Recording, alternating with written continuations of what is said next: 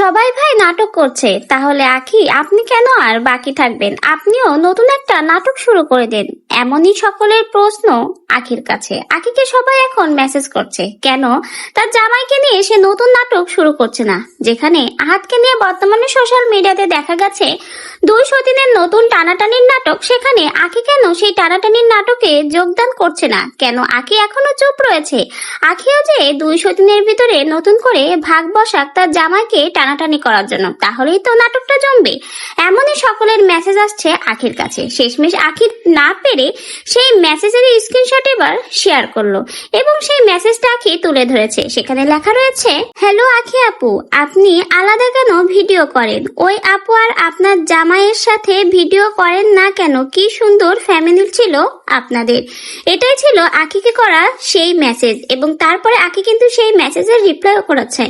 সেখানে আখি লিখেছে, এই আপুটিকে আমি আসলে কি বলবো বুঝতেছি না, আমাকে হেল্প করো। সবাই চাচ্ছে আখি যেন আবারও আহাদের সাথে যে ভিডিও করে, যেখানে 200 দিনের এখন টানাটানি চলছে তার জামাই আহাদকে নিয়ে, সেখানে আখি কেন বাদ থাকতে?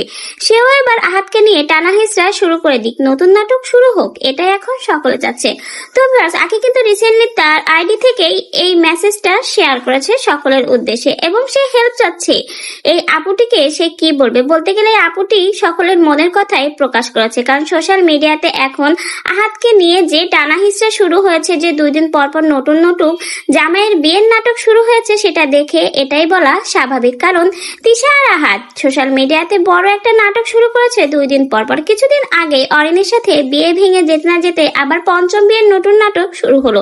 ভাই, নাটক তো শুরু হলো, এমন একটা পর্যায়ে চলে গেছে এখন দেখা গেছে আহাদ আর তিশা সংসারে আগুন দাউ দাউ করে জ্বলছে। তাদের সাজানো গোছানো সংসারটা নাটক করতে যেই শেষ হয়ে গেল। হঠাৎ করে আহাদ সোশ্যাল মিডিয়াতে জানায় সে একটা বিধবা মেয়েকে তার 6 বছরের বাচ্চা সহ বিয়ে করেছে। এরপরেই জানা যায় সেই মেয়ে নাকি পতিতা।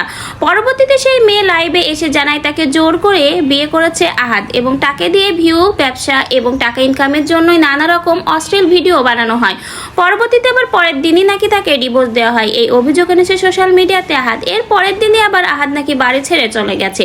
এরকম নাটকের পর্যায়ক্রমে এখন দেখা গেছে আহাদের মেয়ে আলিশা অনেক বেশি অসুস্থ, আর সেই মেয়ের টানে আবারও আহাদ বাসায় ফিরে এসেছে। ইতিমধ্যে আহাদ কিন্তু বাসা থেকে চলেও গিয়েছিল এবং যার আগে বলেছিল সে আর কখনোই ফিরবে না। আবার তিশা তার একটা পোস্টে শেয়ার করেছে সে নাকি আহাদকে তালাক দিবে।